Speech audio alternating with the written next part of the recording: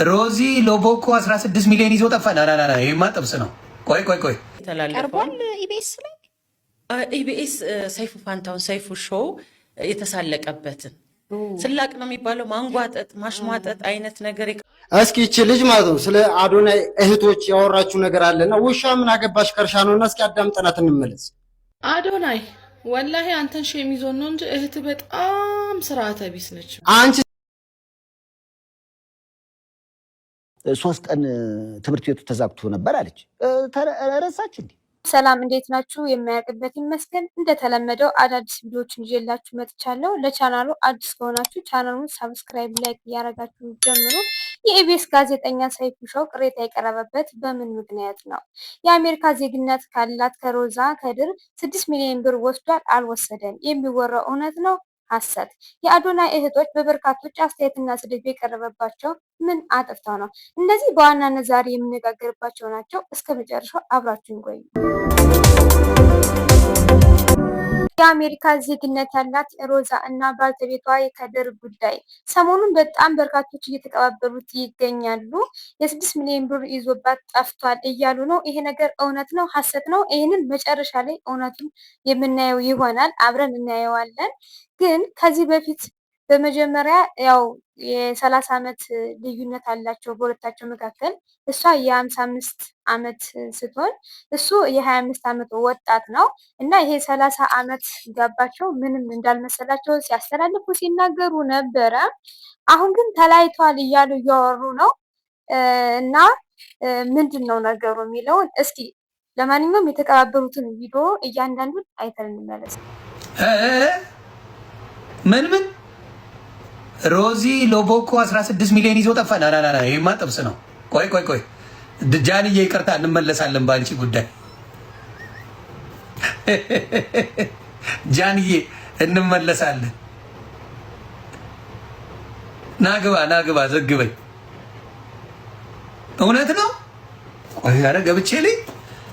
ነይ ሰውምዬ፣ ነይ ሰውሚ ጓደኛዬ ናት።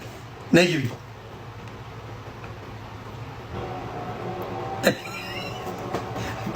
ወይ ቪዲዮ ሊዮ ወይኔ ይኸው መጣች።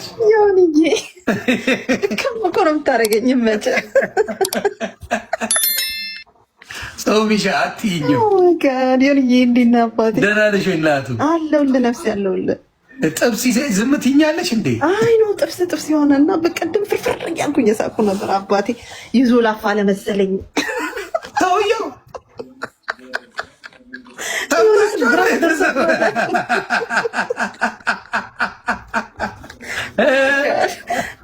በቃ ሳቅ ነው የደከምኩት ታውቃለህ። ይሄ ኢትዮጵያ ሄዳ ትልቋ ሴትዮ ያገባችው እንደፈራሁት ነው። ትልቋ ሴትዮ ሳትወስደው አንተ እኮ ይበረታቱ ምናምን ብለህ ስትል እዛ ላይ አልኩና ከዛ በኋላ ሀሳቤን ቀየርኩ። አልታመቸኝም። ሀሳቤን ቀየርኩ። ዘማሳጅ አይነት ነው። ዘስክራፕ ትላለህ እንግዲህ ሴቶች እየተጠንቀቁ ስክራፕ ነው ልጄ። ቆራለኝ እንትኗ እስቲ በእናትህ በቃ ይሄ ነገር ላይ ሄድበት ይሆን? ኧረ ሄድበት። ኧረ ጥብሴ ነው ይሄማ ሄድበታለሁ። እና ኧረ ይመቸው አመጣታለሁ። ይመችሽ። ወዙን ነገር ጥም ሲያደርግ ላሽናል እንዴ እናትዬ ጣፍጠው እንግዲህ። እሺ እናት ልቀመመው። እሺ እናት ኧረ ልዘግባችሁ ቤተሰብ። እንግዲህ እንደዚህ እየተቀባበሉት ነበረ። ጭራሽ መሳለቂያ ምናምን እያረጓቸው ነው። እስኪ ቀጣዩን አሁንም አይተን እርግጠኛ ነኝ እና ሞር ደግሞ ነገ ላይፍ ላይ በደንብ እናወራበታለን። ይሄማ እንደዚህ በቀላሉ የሚቀር ነገር አይደለም እና ሁላችሁም ከአክስቴ ሮዚ ጋር መቆም እንዳለባችሁ በዚህ በትልቅ ክብር እጠይቃችኋለሁ።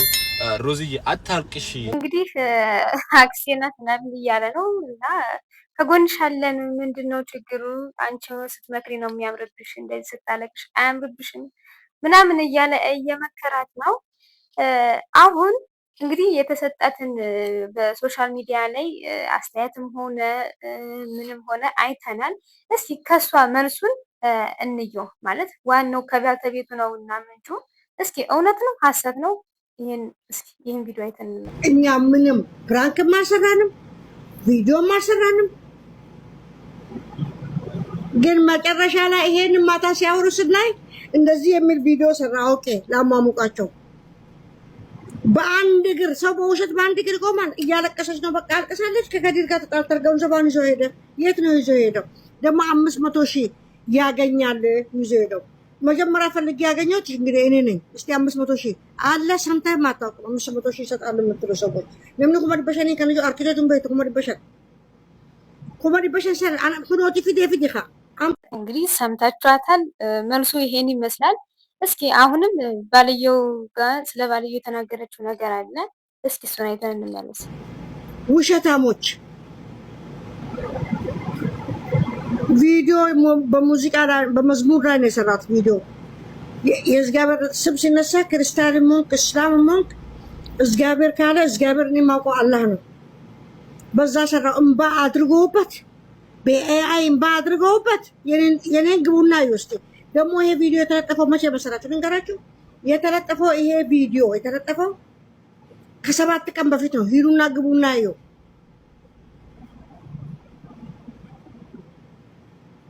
ባልና እኔ እንሳት ትናንትና ስናወራ ነበር እዚህ ላይፍ ላይ። ምን ታምር መጣ ትናንትና? ምን መጣ? በህልም ነው ያዩት። ሰው በህልም አይቶ ነው ወይ በጠርሙስ ውስጥ ነው ያዩን፣ ወይ በሚቅቡት ጫት ውስጥ ነው ያዩን። ምን ውስጥ ነው ያዩን? ማርከሽ ነው አርከኑት ማርከሽ ነው አርከን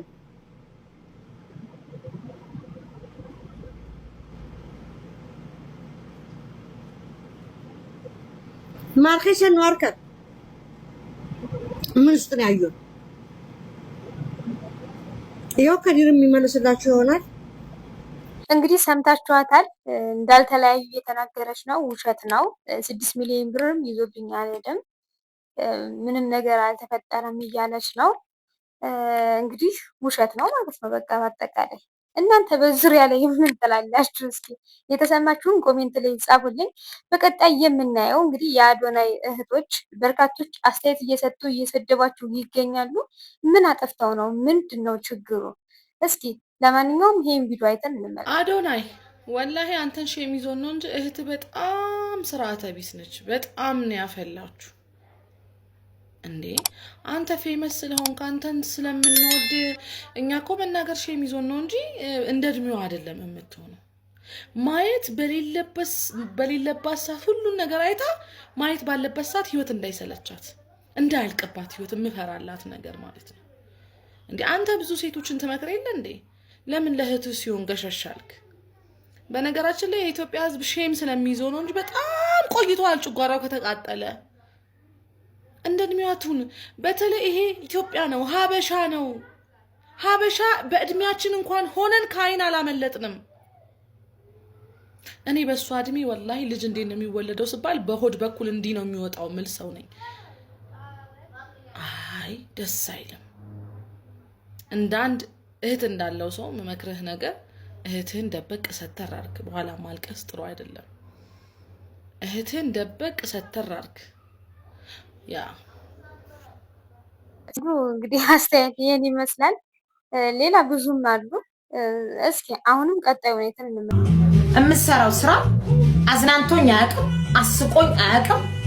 ጭራሽ ብስጭት የሚያደርግና የሚያናድድ እኔ እህቴ ብትሆን የኔ የአዶናይ እህት የኔ እህት ብትሆን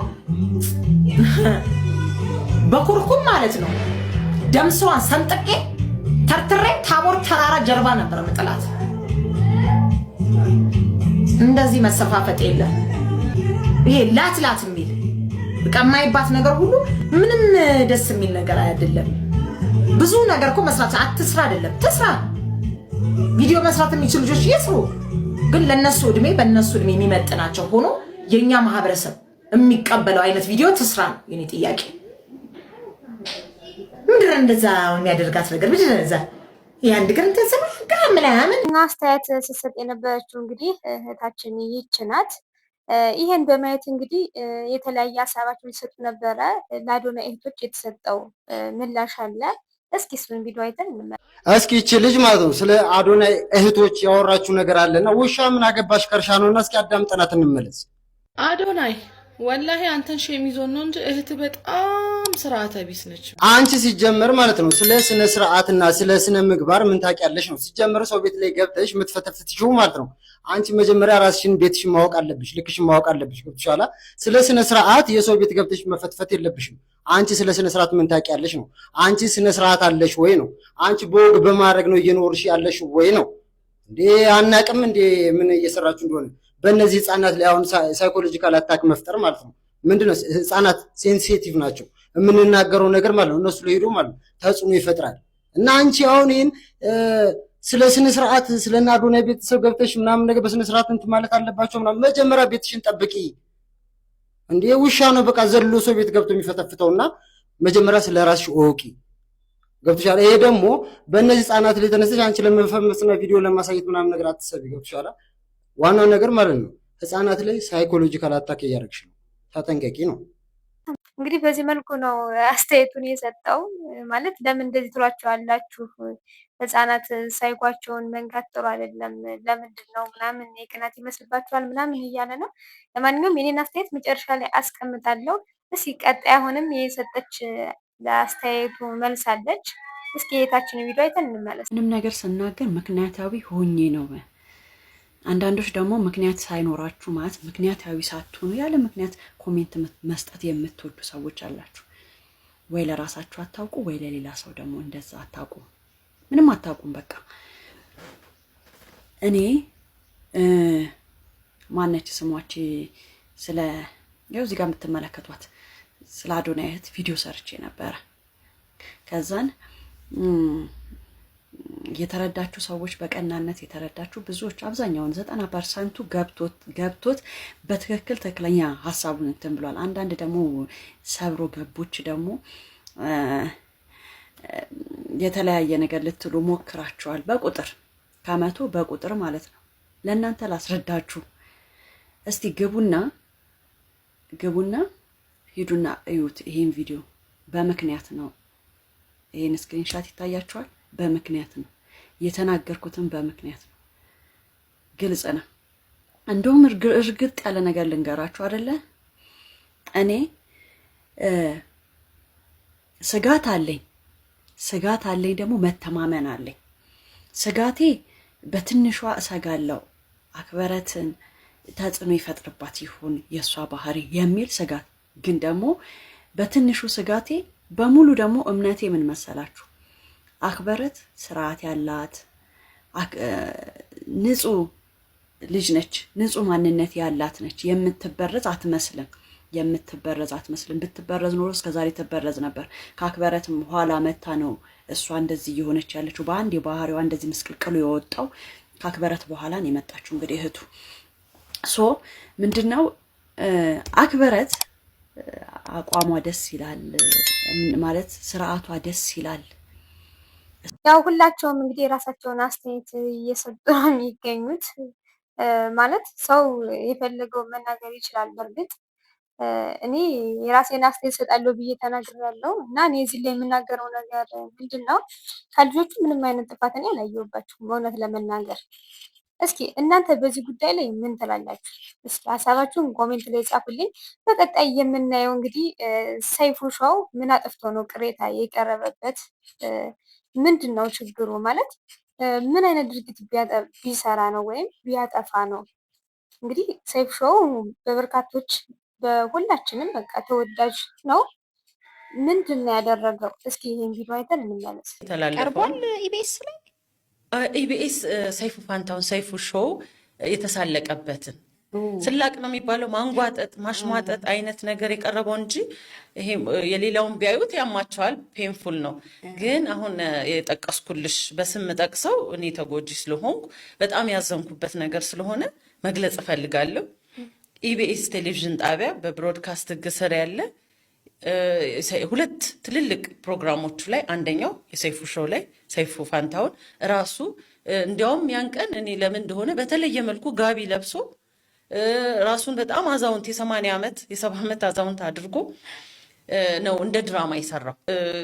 ልክ እኔ ያወራሁት እኔን በእድሜ ራሱ እሳቸው እያለ እሱም ይሁን አክብሮት ነው ብዬ በወስደው ራሱ ግን የአይን ማዛ ነበረባችሁ ምናምን ይሄ በጣም መሳለቅ። እሷ ማናትና ነው ፈጣሪ ነው የሰራኝ ቆንጆም ሆንኩ መጥፎ እግዚአብሔር በጊዜው ሁሉን ነገር ውብ አድርጎ ሰራው ይላል። እኔ ማንኛውም ሰው ውብ እንደሆነ እንኳን እሱ ድንጋዩም፣ አፈሩም፣ ጨረቃውም፣ ፀሐዩም፣ ሰማይና ምድር ውብ እንደሆነ ነው ማምነው የፈጣሪ ስራ ስለሆነ። ግን በጣም አሳልቆ እቺ ማን ስለሆነች የአይን ማዛ ይዟቸው ነበር በወቅቱ ትምህርት ቤቱ ዩኤን አልገባም ምናምን በቃ በጣም የወረደ ንግግር በመናገር ተሳልቆበታል። የተሳለቀው እኔ ሴት ነኝ፣ ጠንካራ ነኝ፣ ያንን ነገር ሁሉ አልፌ አሁንም መልኩን ቀየረ እንጂ የሴት ልጅ ጥቃት አሁንም መልኩን ቀይሮ በጣም አለ። ኢቭን ሶሻል ሚዲያ ላይ ራሱ የራቁት ፎቶ ለቃለው እያሉ ወይም ደግሞ በሌላ ነገር ገንዘቧን የመበዝበዝ ሴትነቷን የመጠቀም ነገር አሁንም አለ። ቅሬታ ያቀረበችው እህታችን ይች ናት። እንግዲህ ያው ያለውን ነገር የደረሰባትን ነገር ተናግራለች። ግን እንደው ይህ ሁሉ ነገር የሆነው ምንድን ነው ማለት ምን አድርጎ ነው? እስኪ ሰይፉ ያደረገውን ነገር አይተን በጣም አጋድያለሁ ሰው በእኔ ምክንያት ትምህርት ቤት ይዘጋ ነበር። 3 ቀን ተዘግቶ ያውቃል። 3 ቀን ትምህርት ቤቱ ተዘግቶ ነበር አለች። ረሳች እንዴ? ህዳር 9 የተዘጋ ሰርተፊኬት ሊሰጡን ሰኔ 30 አይደል እንዴ ከፈቱት? እንግዲህ በዚህ መልኩ ነው የተሳለቁባት ማለት ለድራማ ነው የሰሩባት ሌላ አይደለም። እና ለዚህ ድራማ እስኪ የሰጠችውን መልስ አይተን በወቅቱ ያ ነገር ሀፕን አድርገ ባያረግ ጥሩ ነበረ። እነሱም ባሉበት ፈጣሪ ነፍሳቸውን ይማር። ያንን ላለማለት እንጂ ትምህርት ቤት ውስጥ ልጅ ሞቶ ነው በእኔ ጊዜ። ከኔም በኋላ ከኔም በፊት እኮ ትምህርት ቤት ውስጥ ልጅ ሲሞት አይደለም ሞት የተባባሰ በቃ የማይቆም ነገም ዛሬም እንዴ ብረት ቦክስ፣ ገጀራው፣ ሰንሰለት ስራዬ ብለው እኮ ልክ 11 ሰዓት ሲሆን የማይማሩት ከሰፈር ይመጡና ይቆማሉ። ውስጥ ያሉትን ተማሪዎች ለመደብደብ ማለት ነው። በድብድቡ ነው የሞተው ተማሪ። በድብድብ ነው የሞተው ተማሪ ከአንቺ ጋር ተያይዞ ከኔ ጋር ተያይዞ በተነሳ ጠብ ማለት ነው። በዛ ምክንያት ነው እንጂ በእኔ ምክንያት 3 ቀን ተዝጋ፣ አይ ሀሊ መጣች በሩን እንዝጋው፣ ወይ ሀሊ መማር አልቻለችም በሩን እንዝጋው ተብሎ አይደለም ይሄ ቢገለጽ። በቃ ልጅ ሞቶ ነው። አንድ ሙሉን ካለመስማት ካለመረዳት፣ ሁለት ደግሞ አንቺም ይሄ የተዘጋበትን ምክንያት ግልጽ አድርገሽ አለመናገርሽ የፈጠረው ነገር ነው። ግን በጣም መነጋገሪያ ሆኖ እንግዲህ አንድ ሰሞን አየሩን ይዘሽው ነበረ። እንደሞ እንዳልሽው እንግዲህ ተወዳጅ የሆነው የሰይፉ በኢቢኤስ ፕሮግራም ላይ ቀርቦም ከነበረ ሌላም ኢቢኤስ ፕሮግራም ላይ ያንቺ ጉዳይ ተነስቷል። አዎ ዘነጋሁት። ሁለተኛውን የቅዳሜ አራዳ ሻሼ ምናልባት ሁለተኛ ስሟ ንጹህ ኃይሌ ፕሮግራም ላይ በደንብ አሁን ለምሳሌ እዛ ላይ ስቀርብ ፐርፕል ከውስጥ ነጭ ከላይ የሆነ የፀጉር ስታይል ኦልሞስት እንደ ሌላ አይነት ነበር እና አንቺን መስላ ነው የቀረበች። እኔን መስላ የተናገርኩትን በቃ ግን ደስ በማይል በጣም በሚያንጓጥጥ 7 ስገባ እንግዲህ ወንዶች አልቻሉ መማር ረብሻ ሆነ። እኔ 7ኛ ክፍል አይደለም እንደዛ የደረሰብኝ ትምህርት ብዙ ትምህርቶች ተምሬያለሁ። እሷ ከ7 እንዳቋረጠ ከዛ በኋላ መማር አልቻልኩም። አባቴ እንደዚህ በቃ ደስ በማይል ምን ብዬ ላስረዳሽ? በቃ አየሽው ወይስ ሰው አይቶ ነገረሽ? ሰው አይቶ ነው የነገረኝ። አየሁት እና በጣም አዘንኩባቸው። አንደኛ መጀመሪያ ላዘን የምችለው በኢቢኤስ ነው እንዴ ስሩ የሚተላለፍ ፕሮግራም ማናት ምንድናት ትክክል ነው ወይ? ማንን ሊነካ ይችላል? የሚነካትስ በተለይ ሴት ስትሆን ሴንሲቲቭ ነው እንዴ። ሴት እኮ መበረታታት ያለባት እንድትጠነክር መደረግ ያለባት አገርን ነው የምትሰራው። አንዲት ሴት እኮ እሷ ያፈራቻቸው ልጆች ናቸው ነገ ባለስልጣን የሚሆኑት። ሴትም ሆነ ወንድ ይመራል፣ መሪነት አለ፣ ሁሉ ነገር በቃ ሴት ስትሆን ቆም ብለሽ ማሰብ አለብሽ። ማንን ነው እየነካው ያለሁት? ማንን ነው አንገቷን እየሰበርኩ ያለሁት? ማንን ነው ክንፏን እየሰበርኩ ያለሁት የሚለው መታየት አለበት። እሱን ደግሞ ለማወቅ በጣም ብዙ ርቀት መሄድ የለባቸውም ኢቢኤሶች። እንግዲህ በኢቢኤስ ነው እንግዲህ ቀርቦ የነበረው እያለች ነው ይች እህታችን።